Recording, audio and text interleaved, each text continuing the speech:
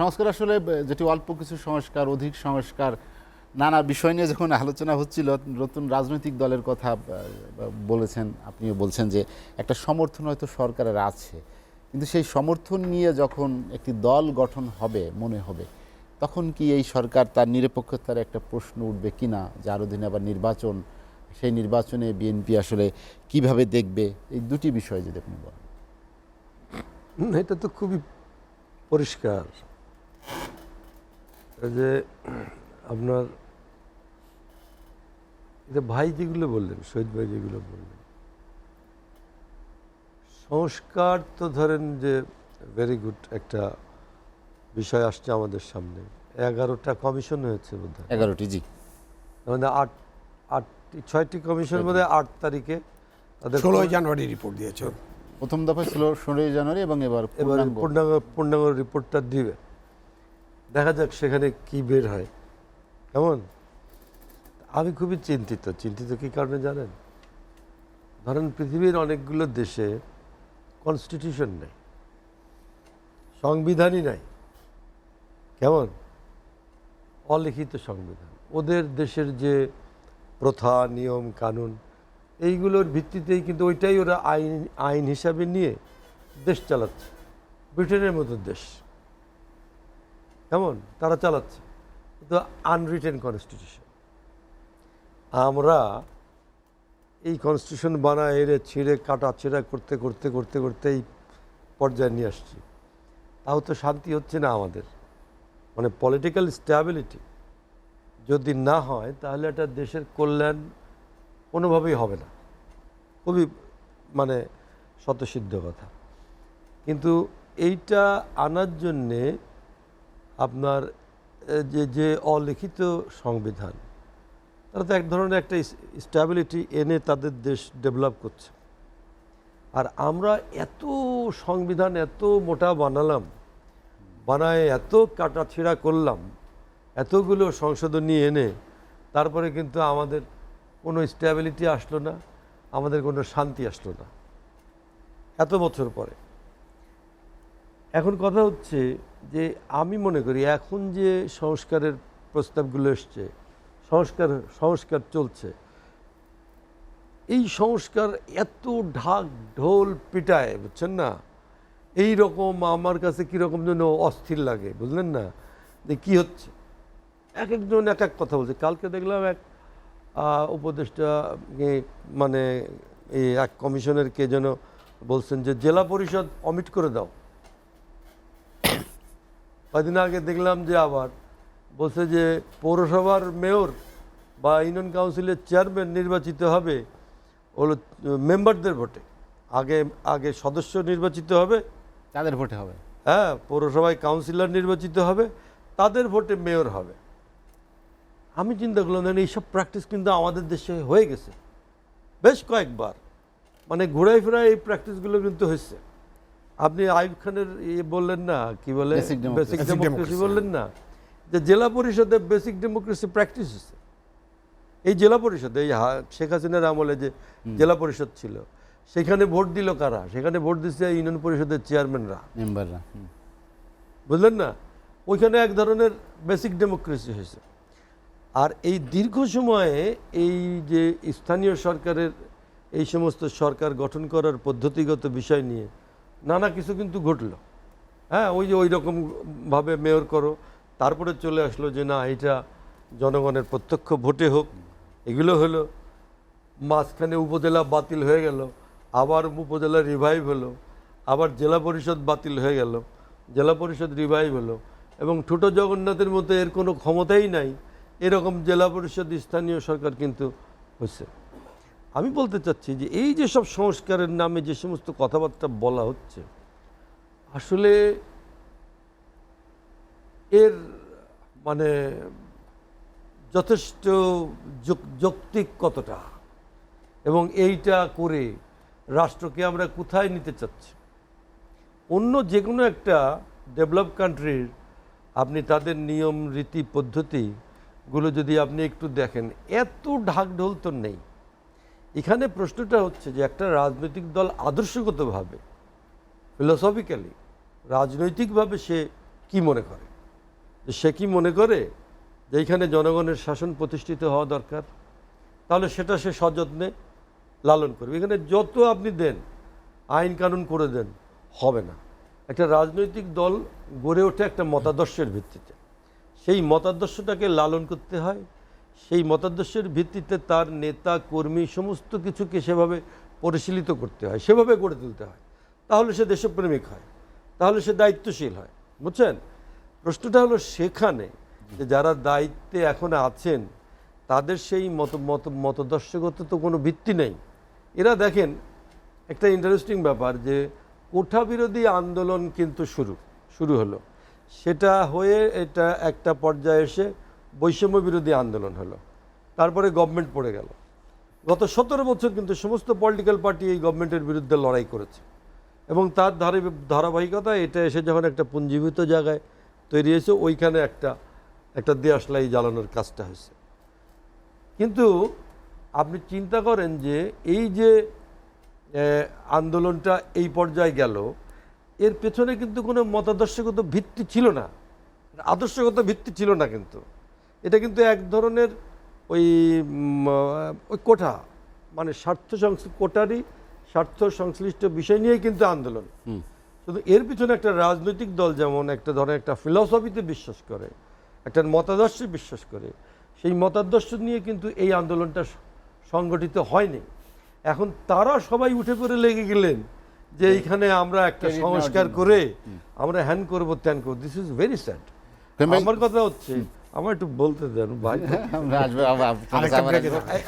আমার কথা হচ্ছে যে এটাকে খুবই স্পষ্ট জিনিস বুঝতে হবে, তাত্ত্বিকভাবে বুঝতে হবে আপনাকে, এবং বিজ্ঞানসম্মতভাবে বুঝতে হবে যে এই রাষ্ট্রটা সংস্কার করা, তাকে স্টেবল করা, এই দায়িত্ব কার? রাজনৈতিক দলের। তারা পারছে না, বারবার ফেল করছে।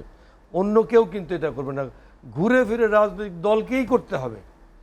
যে রান্না করে, একজন খাদ্য তৈরি করে, সেখানে যদি আপনি একটা মিস্ত্রিকে এনে বসায় দেন যে তুমি খাদ্য তৈরি করো, ও পারতেছে না, হবে না, ওকেই শিখতে হবে।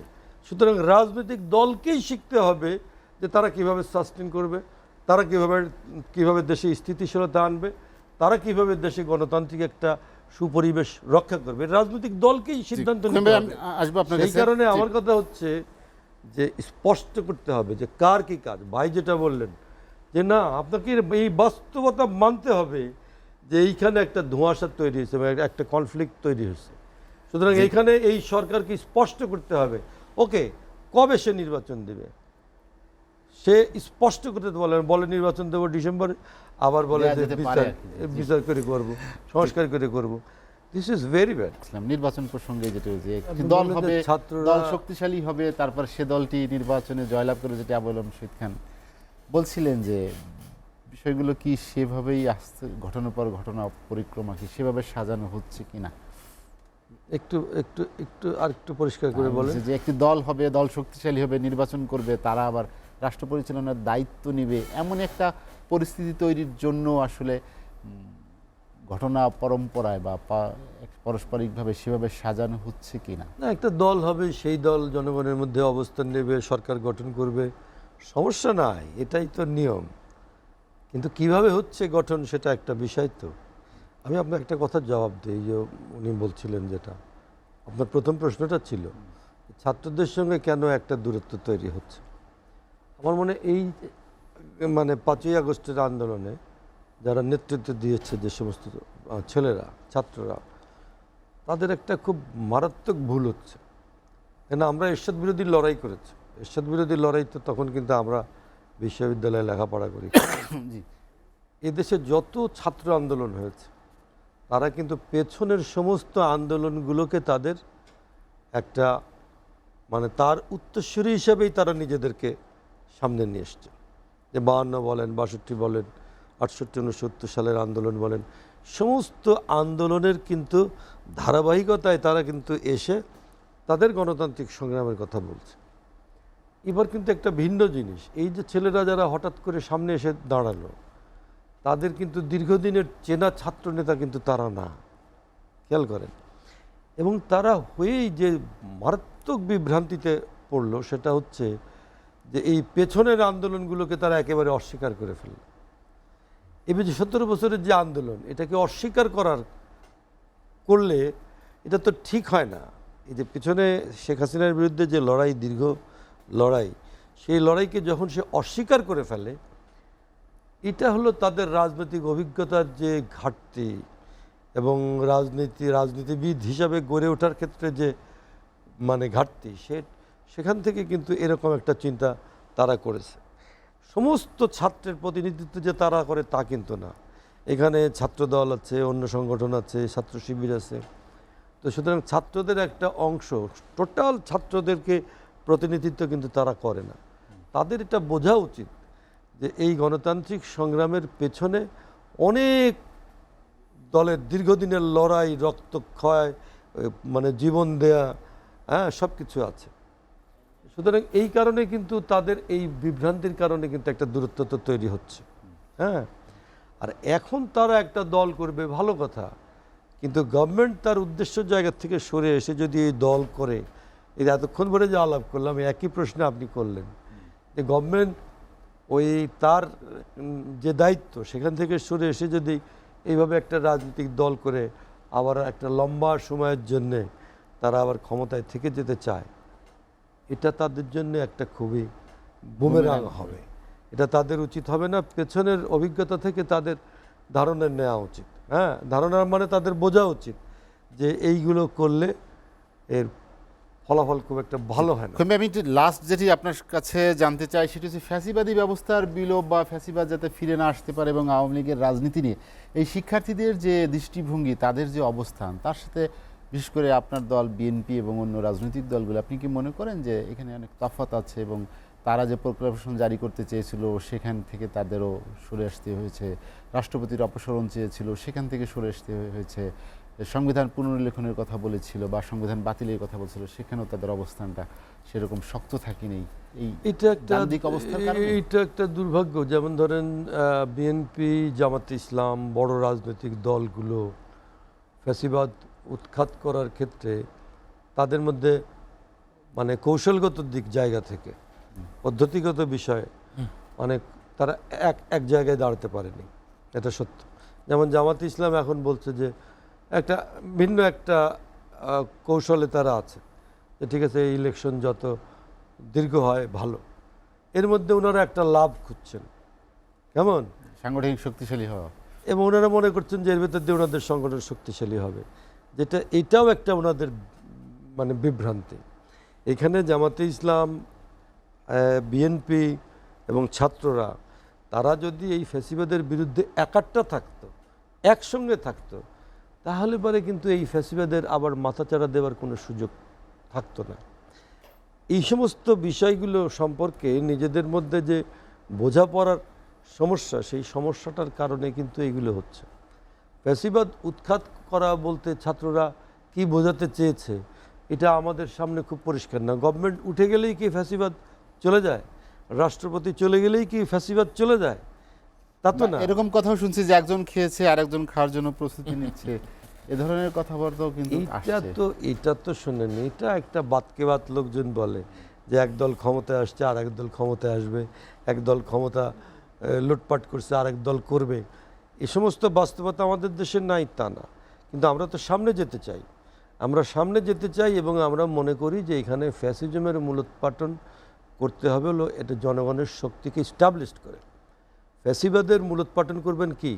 ফ্যাসিবাদ আমাকে এখানে এতগুলো নির্বাচনে আমার মতামত দেওয়ার অধিকারটাই রাখে নাই।